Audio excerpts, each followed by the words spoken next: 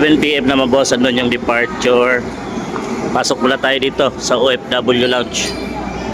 Yan mga boss, dahil 10:30 PM pa naman yung aking flight. So kain muna tayo dito mga boss dahil libre pagkain dito pag OFW ka. Katabi lang ng departure area dito sa NAIA Terminal 3 mga boss. So ayan, kain muna tayo dito dahil dito libre kapag OFW ka.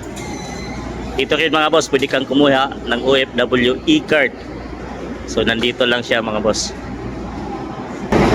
So yun mga boss, bibigyan ka ng card number mo at dito ipa-parking yung bagahe mo bago ka pumasok dito sa OFW Lounge. So safety yung ating mga bagahe mga boss. Sir, Dito. ano tayo, sir? Ay, Passport, airline ticket, o issue? build up na tayo dito mga boss.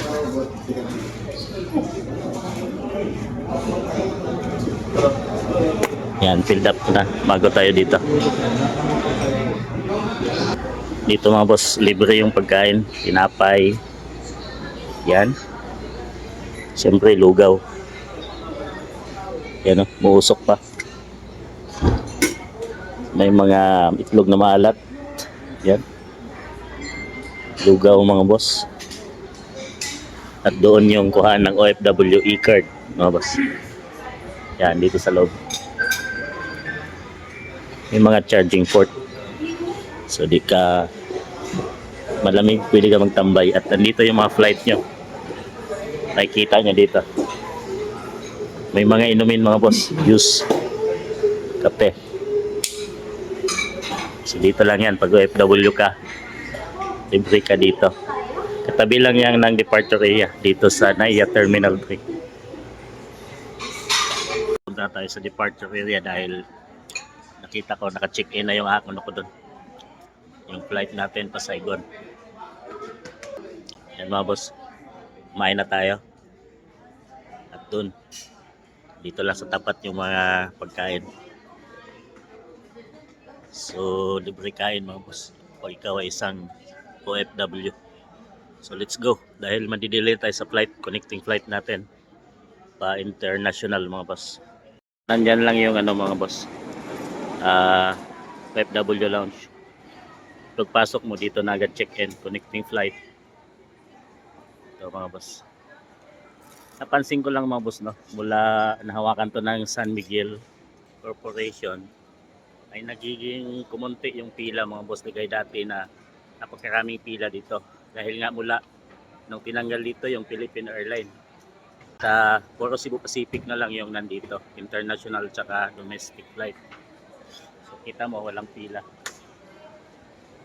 ligay dati puno talaga to dito mga boss, talagang hirapan ka sa pila. So let's go, waiting na lang tayo mga boss. Connecting flight to Vietnam. Kadalasan dito tumatagal mga boss sa immigration. Daming pila. Pila naman tanongin niyo. Dito lang talaga ang pinakamatagal pag nagka-check-in ka na. Dito sasabit ka ng tagal. So yun, nakalusot na tayo sa immigration mga boss. At going na tayo doon sa ating gate. Hanapin natin yung gate natin, gate 101. So dyan tayo pupunta. Papuntang Saigon. So yung pinakamahirap lang talaga mga boss ay dito sa immigration dahil matagal ka makalusot dyan. Lalo na kung kulang ka sa papeles. Palabas ng ibang bansa ay kadalasan may harang dyan mga boss. Yung una ko dyan, na-offload ako. So hindi ako nakaalis. So ang kasunod tuloy-tuloy na mga boss. Sa una lang talaga. Lalo na pag mga first timer ka na aalis ng ibang bansa, kadalasan doon sa immigration na yon, doon ka tatagal at doon ka kakabahan dahil maraming tanong at kailangan mo yun masagot at mapakita ng mga papeles at document mga boss para makalusot ka at matatakan yon yung passport mo. Tapos doon ka pa lang makaka-proceed papunta sa airplane o sasakyan na aeroplano mo. Dito na tayo mga maboss. Nakalusot na tayo at ligtas na tayo. Waiting na lang tayo. Time check. 7:43 na. Mag 8 PM na. 10:30 pa yung flight ko. Mayroon pang 2 hours. Mahigit. So ikot-ikot na tayo dito at ready na. Pabalik na tayo ng trabaho mga boss uli. Tapos ng bakasyon. Bakbakan na naman ng buong taon mga boss. So ganyan talaga ang buhay ng isang OFW mga boss.